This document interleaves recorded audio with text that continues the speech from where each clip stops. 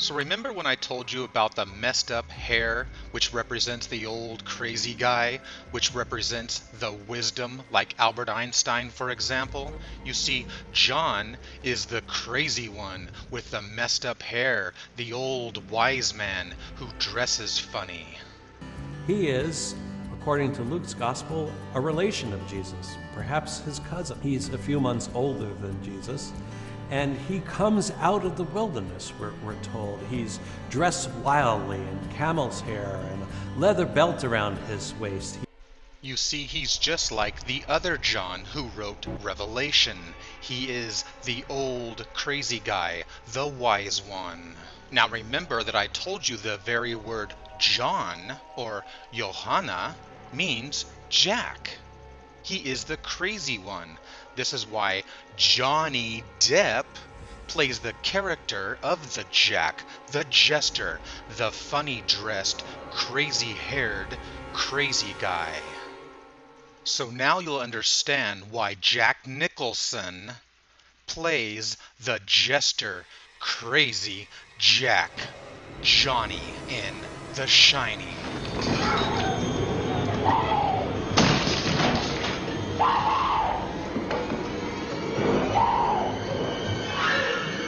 Here's Johnny! So the Johns of the Bible are actually the Jacks of the Bible. So you see, John was the last or the 12th apostle to die, and his brother James was the first brother to die. So again, we have the two brothers on either end, the beginning and the end. So St. John is the one who is the 12th or the end or the last to die, which is why St. John of Patmos writes the book of Revelation, which is about the end of the world. Which is why we have the story of the beheading of John the Baptist, or John of Patmos. Now notice how John sees Jesus the Son between the two pillars.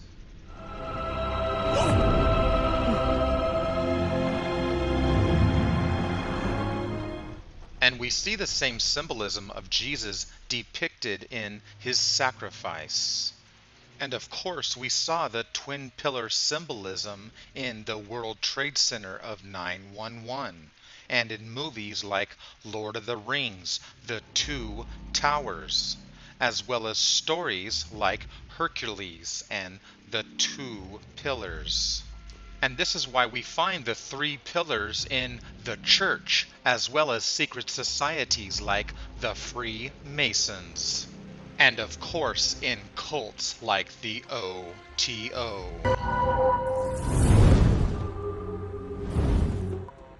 And of course the pillars are on fire. And you'll notice there's actually 3 pillars. And during 9/11 or 7/11, the World Trade Center twin pillars or twin towers were also on fire. And of course, the third pillar to be brought down that day was Building 7. Now remember that September 11th is not 9/11, but 7/11. Building 7 and the 2 towers of the 1 and the 1, 7/11. So you see, the flag of Israel is actually showing you the exact same symbolism. You see, the flag is representative of 7/11, the 2 pillars with the 7 in the middle. So like I said, the Star of David, or the Star of Divide, the hexagram, represents not only the 6 but the 7, which lies in the mid L, and the 7th spot represents the sun. This is why they place Jesus in the middle of the Star of David, because he is the 7 or the sun. And you will also find the same symbol with pagan sun worshippers. You'll see the symbol of the hexagram, the symbol of the sun. So like I said before, this is exactly why Sunday, the day of the sun, is the seventh day. So the Star of David reveals the numbers of 6 as well as the 7, and 12 as well as the 13, which is why Jesus is known as 7 and 13. The houses of the zodiac are 12, and the center or the mid L is the sun, which is 13. So we find the 7 in the 7 gates of hell, or the 7 deadly sins, and the 7 sacraments or sacrifices, for example. And like I said before, they circle around the Kaaba 7 times. And you see, this is exactly why the May sons, or the sons of the May, the fertility of May Day, they use the symbol of the sexagram with the G in the mid L, because the G is the number 7. So we find the sacred number 7 in the colors of the rainbow. And also we find the sacred 7 in water, the neutral 0, which is pH of 7. And then there is the serpent energy of the Kundalini, or the 7 chakras, or the 7 light emanations of the body. And then we have the logo of 7 Up, with its symbol of the red sun, and the 7 referring to the 7 planets. And of course, the symbolism of 7-Eleven and how it makes us think of Arabs' September 11th. And then we have the Arabic 7 by 7 color pyramid. And then we have the sacred pyramid, or the pyramid of fire, the triangle or the triang of El. And the pyramids were dedicated to the sacred sun god Ra or Re, also known as Horus, and various other names, but the Egyptians or the ancient Kemetans always dedicated the pyramids to the sacred sun. And to the Egyptians, the sacred sun was on fire, thus the pyramid of fire, or the flame. And this is exactly why the pyramid shape has the shape of the triangle, which is that of the rays that emanate from the sun. So the pyramid is the symbol of the light rays of the sun that are beaming down. And when you look at the sun rays that come through the clouds, for example, you'll notice that they form a pyramid. And of course, as above, so below. And you'll notice the pyramids that meet above and below the sun, which is reflected in the pyramids of the Louvre. So to the Egyptians, the pyramid light rays were a way to ascend and descend to God's sun. But they knew the very essence of the sun itself represented the round, circular circle, which is why the Egyptians always symbolized the sun with the solar disk.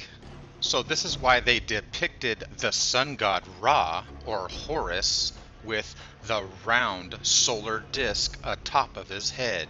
Now notice the serpent or the cobra that encircles the sun. The Wajet is an ancient symbol of the serpent cobra goddess, which is another indication of the ancient serpent and the relationship to the goddess. And the Wajet combined with the Uraeus is the symbol of the cobra and the solar disk. The Uraeus represents the rearing cobra, or the Ka-ba-ra, that spits fire. And the pharaohs believed that the cobra would spit fire on their enemies. And this is exactly why the pharaohs dress and wear the headdress of the cobra. So the Kab Ra that spits fire, the cobra, represented Ra, the sun that was on fire. In fact, this is why the very color of red begins with the sun god Re or Ra. So the pyramids represented the pharaoh and were known as the great house of God or the great house of nature. They were used to project and emanate the spirit and the soul of the pharaoh in the afterlife. They would pinpoint the energy to the apex, which was the sun. And this is why they tell us that our inner spirit is our soul, because the soul is the sun. And this is exactly why today we still erect our pyramids or our tombstones, so that they will project and emanate our souls to the afterlife. So you see, this is why the very word of Pharaoh, or the great house, has the very essence of the fire of Ra. And this is exactly why the red pyramids have the word Ra in them, the Pi Ra Mid. And of course, when you're exposed to the red hot fire of the sun, you will get sun burn and turn red. And you will notice that almost all deserts of the world that bake in the heat of the rays of the sun always will appear to be red. So I'm not saying that the deserts of Cairo or where Egypt is, that they are red, but they do carry the symbolism and the appearance of red. In fact, one of the pyramids in Egypt is known as the Red Pyramid, named because of the rusty reddish hue of its stones. Now, as fate would have it, would you believe that my son, even though he had no idea that I was working on this portion of the Red Pyramid, he pulls out of his backpack a book called The Red Pyramid. So the F or the PH is the fire or the pyre, the flame. Like the firelight of the photon, which is a particle wave of light. And by the way, Heliopolis means the city of the sun. Then we have the city or the temple of Luxor. And the temple means the fire of El, like the temperature, which is the heat or the fire. Exactly like the Temp El Mount. So we have the Ra, or the Horus of the two horizons. You see, the Temple of Luxor, we find that Lux means the light, or the fire. So now you will understand why the Luxor in Las Vegas beams and shoots the light into the universe from the apex. Just like the light or the lux of Lucifer. So like I said, the triangle represents fire. And this is exactly why the triangle is the mountain. And mountain means fire, as in Beltane, the Tane, the Ai, which is the mountain of fire, like Mount Sinai, because it is made from the volcano of fire. And the phoenix is the fire bird. Now the Sphinx also represents the fire of the sun, which I will explain in another video. And the Phoenicians, they were known for the color purple or red. And of course we see the connection with the bull or the cow and the fire. And then we have the Phrygian red cap, related to Mithraism, which of course she slays the bull.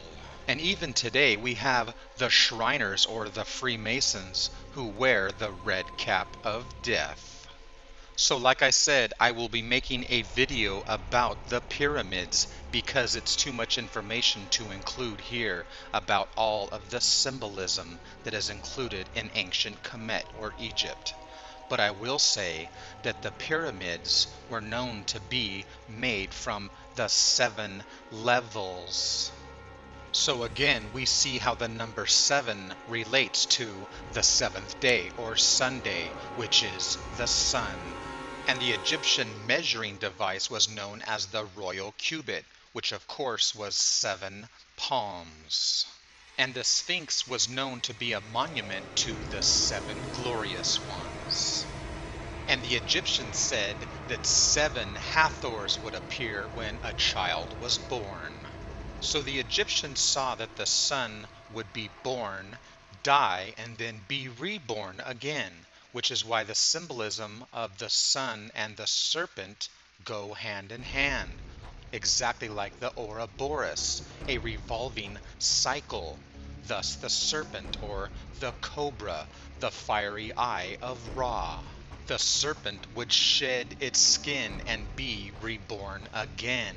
And also it came from the underworld. It came from the caves or the holes of the earth, which was the dominion of the underworld. And now you know why you find religious cults that hold the serpents.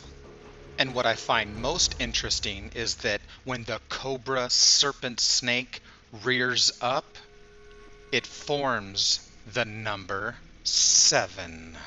And of course, the very essence of the letter S resembles the serpent or the snake. And of course, the serpent makes the S sound, as well as beginning the very word of 7.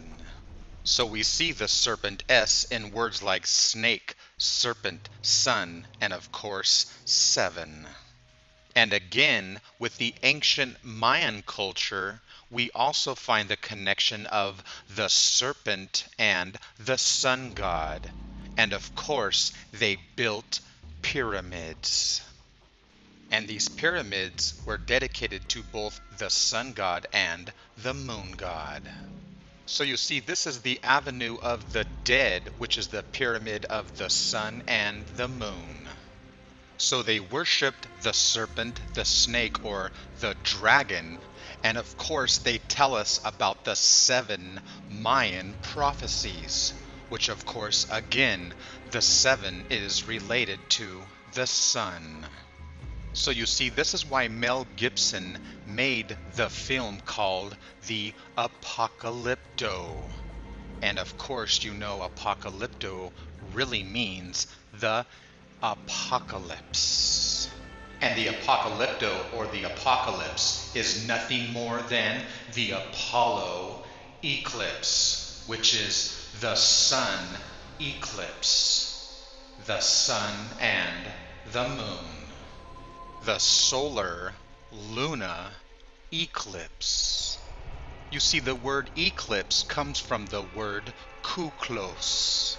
So now you will understand why the serpent of the sun is called Kukulkan. And why do you think Kukulkan is called the plumed serpent or the feathered serpent? Because the serpent of the sun eclipse, or the kuklos, shows the plumage of the feathering. Exactly like a peacock, for example, that plumes and shows off his feathers, which is exactly why the ancient Mayans and the Aztecs wore the plumage of the plumed feathers. And this is exactly why they wore the plumed feathers on top of their head, which is their crown. And this is exactly where the word crown comes from, which is from Coronis. And of course, it is the corona of the sun. So this is exactly why they show the image and depict Kukulkan as the plumed serpent with the corona, or the crown, upon his head. So now that you understand more about the sun corona and the feathered plumed serpent that is pluming its feathers out, you'll understand why the cobra stands up and plumes out, because the cobra is Ra, or the corona of the sun, the serpent. And of course, you see the Son of God, Jesus or Yahshua or Jesus. You'll notice he's always depicted, like I said before, with the crown or the cronus around his head, because he is the plumed, feathered God of the sun. And this is exactly why they depict Jesus as the son that wears the crown of thorns upon his head. And of course, the debate goes on. Is Jesus black or is he white? Because the truth is, he represents the Dios, the two, both the sun and the moon. And when you look at the eclipse, you will notice both the black and the white. And of course, the ancient civilizations of the Mayans and the Aztecs always made the blood human sacrifices to the sun and moon gods. And like I said, the whole story of the Bible is about the moon and the sun. And of course, it's about the serpent. And of course, the story revolves around the human blood sacrifice of Jesus. So like I said, that's exactly why they tell us that Jesus is our salvation, because the truth is, the sun is actually giving up its life or its energy so that we may live. And that's exactly why they tell us that the Son of God will save our soul. So you see, this is why the L lights or the E lights, the illuminated ones of the eclipse of the light, show the symbol of our ignorance, which is the symbol of the triangle or the eclipse of the sun. So yes, the sons of the May or the May sons are exactly like the ancient Mayans. So you see, since ancient times, the elite or the rulers, the kings and queens of the world, have always used the ignorance of the sheep against themselves. And this is exactly why the ancients used to use the sun and the moon and the eclipse to make them think that they had power over the sun. They would tell the people that they could black out the sun if they did not obey them. So perhaps now you will understand why Mel Gibson in his film The Apocalypto shows you the eclipse of the sun and the moon. So you see, the truth is that Sunday is the end of the week's end. This is exactly why it's the end of a cycle, a sun cycle or recycle. So you see, this is exactly why they tell us that the end of the world or the end of the Mayan calendar falls on a Sunday, the day of the sun. So don't have apocalyptophobia and think that the end of the world is coming at the end of 2012, because it has absolutely nothing to do with 12. It has to do with the 13, because 2012 on the winter solstice is the eve of the new year, when the 12 changes to the 13. This is nothing but Illuminati symbolism, and that's exactly why they want us to be afraid and fear the number 13. So you see, it's symbolic of time, like when our clocks go from the 12 to the 1, which is the 13, or the 12 houses of the zodiac, and the sun in the middle is 13. So you see, our clock actually represents the planets. The sun is the hour or the Horus, and the moon is the min or the minute hand, and the second hand is the sex hand of 60 seconds, which is Mercury or Hermes, the fertility god.